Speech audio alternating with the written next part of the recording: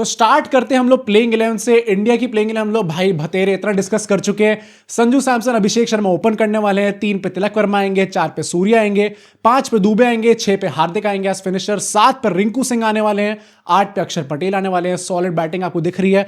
9 पे वरुण चक्रवर्ती आ जाएंगे। हमारे 2 पेसर बुमराह, अर्शदीप होने वाले हैं। वन सेकंड, अगर आपको पूछना है कि ये हमने क्यों चूज करा कॉम्बिनेशन, तो हमारी पहली वीडियो का सीरीज जाके देखिएगा, उसमें एक्सप्लेन कर रखा है। पर इंग्लैंड की बातें करते हैं भाई, यहां पे इनकी क्या प्लेइंग 11 निकल के आ रही है। सॉल्ट और डकेट ओपन करेंगे यहां पे।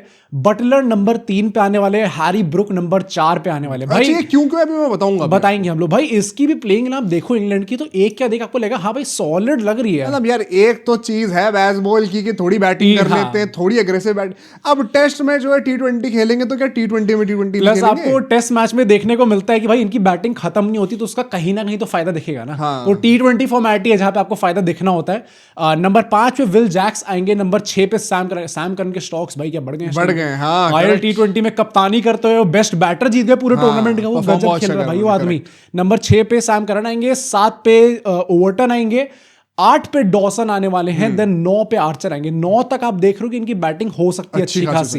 देन 10 पे हम लोग आदिल रशीद लेके आएंगे। देन 11 पे लूक वुड होने वाले हैं। आदिल रशीद भी बैटिंग कर लेते हैं। Those of you who know, they know। यार इंग्लैंड की ये बात, मतलब let's be honest, apart from all the jokes, क्योंकि मजाक उड़ाने में इन लोगों का बड़ा मजा आता है। पर ये बात है भाई, इनकी डेप्थ अच्छी खासी होती है। मजाक उड़ाने वाली लिस्ट में थोड़ा नीचे आ गया। अभी थोड़ा पाकिस्तान और बांग्लादेश पे फोकस ज्यादा है, बट अभी हाँ इंग्लैंड भी 3rd नंबर पे आती है। पर अगर आप देखो यहाँ पे कुछ प्लेयर्स जो कि बेंच पे बैठ रहे हैं, रेहान अहमद बेंच पे होंगे, जेकब बेथिल बेंच पे होंगे, जॉश टंग बेंच पे होंगे, बैंटन भी बेंच पे होने वाले हैं। एंड मिसेस में हम लोग देखें तो this is kind of surprising भाई। लिविंगस्टन के द ऑरेंज आर्मी अपना जरा मोर्चा उठाइए यहाँ पर। ये क्या हो गया भाई, लिविंगस्टन कैसे मिस आउट कर सकते हैं? वर्ल्ड कप रिजेक्ट को 13 करोड़ में लिया गाइस। पर ये I do not get this भाई, मतलब क्या एग्जैक्ट रीजन होगा कि लिविंगस्टन को लेके नहीं गए? It's a philosophical change. They have moved on from a guy जो कि बहुत ही इनकंसिस्टेंट रिटर्न्स देते हैं despite a lot of blind trust. तो मैंने सारे जर्नलिस्ट की वहां पे जो टॉप जर्नलिस्ट है ना उनकी वीडियोस देखी हैं। उनके इंटरनली वहां पे मीडिया में क्या एक बिलीफ है, नैरेटिव है लिविंगस्टन के अराउंड, वो सबका ये कहना है कि कोई ऐसा कोई इशू नहीं था कि बंदे को इंजरी हो रही है या कुछ है।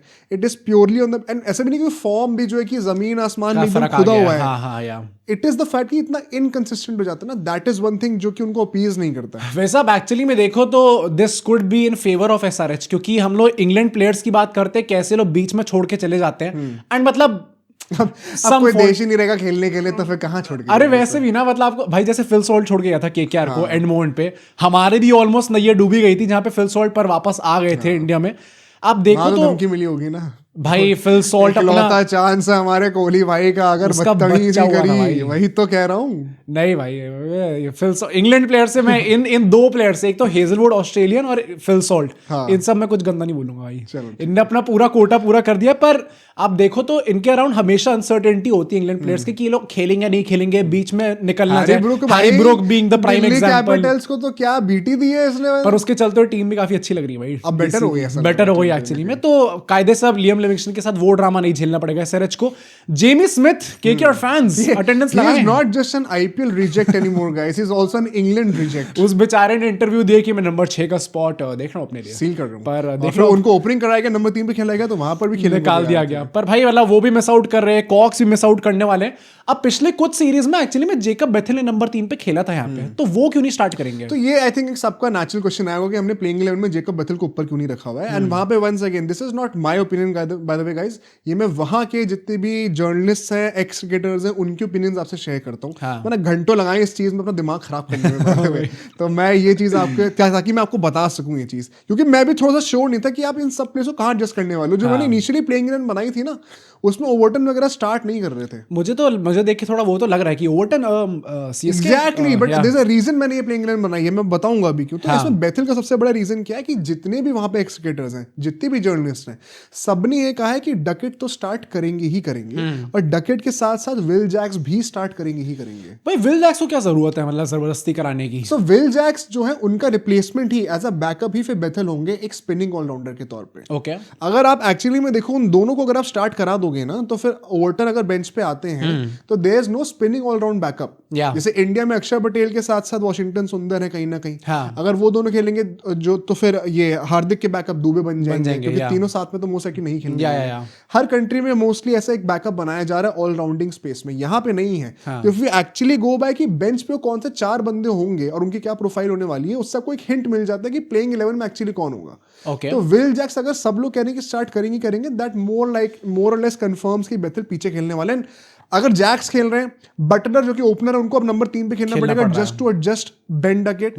तो बेथल मतलब ऊपर से अब इतना आता था नंबर 6 नंबर 7 पे तो बैटिंग नहीं करेंगे। Then probably he is going to be a backup. Buttler का भी भाई क्या हो गया एकदम से, उनको ना अपनी फ्रेंचाइज में ओपन करने को मिलता है, वहां पे गिल ने ले रखा है भाई कि ये तो ओपन हम करेंगे। बटलर ना भाई, let's not beat the bush around it, one of the few England players.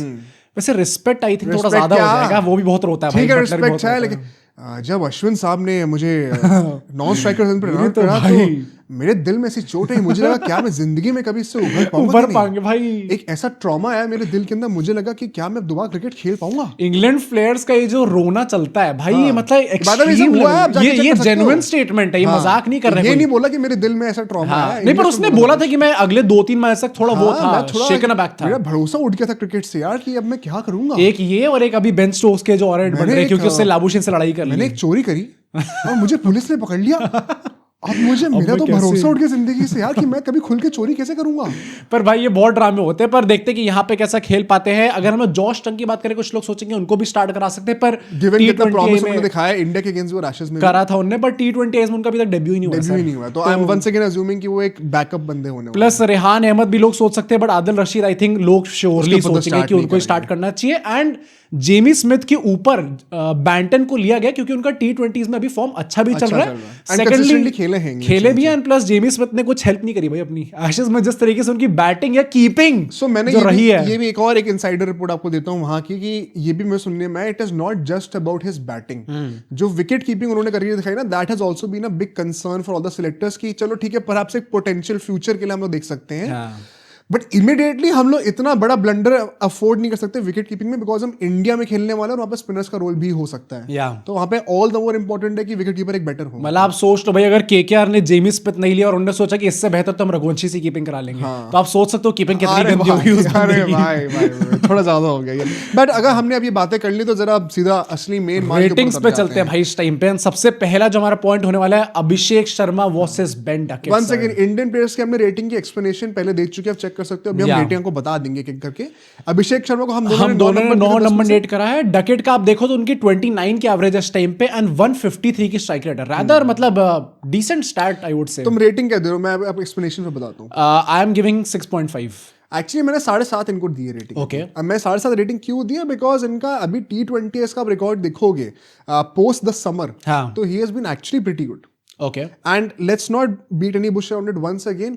हाँ, मुझे पता है कि एशेज में अभी कोई 50 तक भी नहीं आई थी, मतलब on the date of shooting this video, but मुझे ये लगता है कि अगर हम लोग फॉर्मेट्स के फॉर्म्स मिक्स करने पे आ गए ना, तो फिर वो बहुत प्लेयर्स के लिए ऊपर नीचे हो जाएगा। We have to set a benchmark जहाँ पे हम लोग थोड़ा सा वाइड बॉल स्पेसिफिक होकर बातें करें। एंड प्लस एक और चीज बोलूंगा कि बेन डकेटी इंडिया के अगेंस्ट भी अच्छा करा था भाई।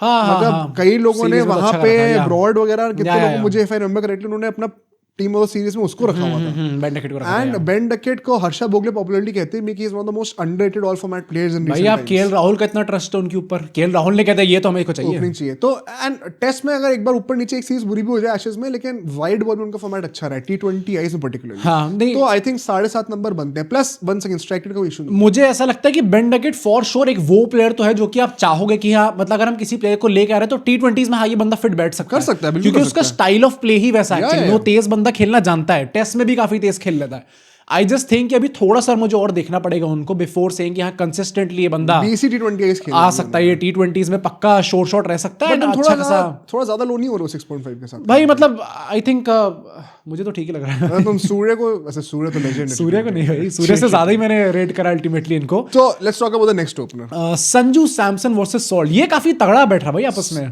आई थिंक संजू को हम दोनों ने 8 नंबर दिए थे, वंस अगेन सॉल्ट को मैं 9.5 नंबर दे रहा हूं। मैंने 9 नंबर दिया। आई थिंक वन सेकंड, जो अभिषेक शर्मा को हम रिसेंटली रेट कर रहे थे वैसे ही सॉल्ट की रेटिंग होने वाली है भाई। सॉल्ट ने आईपीएल तो छोड़ो, आईपीएल के बाद से जो आग लगा रखी ना T20 19 सितंबर में south Africa against 141 not out, जिसमें वो 300 रन मार दिए थे। पागल है क्या? क्या मजाक है वो? It's not just about the south African series, New Zealand series, Ireland वाली सीरीज, चलो आयरलैंड को हटा दो, न्यूजीलैंड सीरीज ले लो, हर जगह उन्होंने अपनी छाप छोड़ी है यार। तो he has been consistently hitting it out of the park as a batter. 9.5 out of 10 does not get better than this. मुझे लगता है कि इस टाइम पे इन दोनों रेटिंग्स में इनफैक्ट अभिषेक शर्मा को मैंने 9 दिए थे, मैं फिल सॉल्ट को भी 9 देने वाला हूं। एक्चुअली मैं इस टाइम पे उन दोनों को सेम पेडिस्टल पे रख रहा हूं, एंड आई थिंक लोग अग्री भी करेंगे यार उनकी कोई। अरे फिल सॉल्ट जब तोड़ने पे आता है, आरसीबी इतने तोड़ने पे आता है कि आरसीबी जैसी टीम को जिता दिया भाई, आईपीएल जिता दिया। या ये तो मानना पड़ेगा भाई। जहां कोहली के मनहूसियत चलती थी वहां ओ भाई कोहली के मनहूसियत तो है भाई। देखो मनहूसियत ड्रॉ जीत गया ना ट्रॉफी, जब भी वो एज अ कैप्टन रहे हैं मनहूसियत तो भाई कप्तानी नहीं कर पाता था यार अच्छी, कोई बात नहीं। अच्छी कर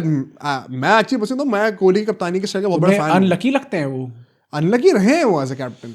वो फाइनल तो वैसे अनलकी था भाई, वो जेन्युइनली मतलब वो 16 तो को पता नहीं या कैसे तो अनलकी होते हैं या तो अब वो लड़ लेते हैं कोचेस से। अब वो मुझे नहीं पता कि क्या होता है, रात को फोन कॉलेज चल रही होती है। मतलब मैं यहाँ पे शुगर कोट नहीं करने वाला हूँ भाई, कोहली कप्तानी में अनलकी रही है इंडिया, कह सकते हैं भाई। अनलकी ऑफ कोर्स, अनलकी हम भी थोड़े रहे यार, आप लोगों ने सब्सक्राइब नहीं करा तो उसके चक्कर में 50 के अभी तक हिट नहीं करे। 50 के होने वाले थे, 46 के तो करा दो भाई। ये चल ही रहा है तब से, हम लोग मतलब पिछले 2-3 हफ्तों से कह रहे 50 के हिट होने वाला है, हम 46 पे नहीं पहुंच पा रहे भाई इस टाइम पे। पर कम ऑन गाइस, सब्सक्राइब कर दो सब लोग।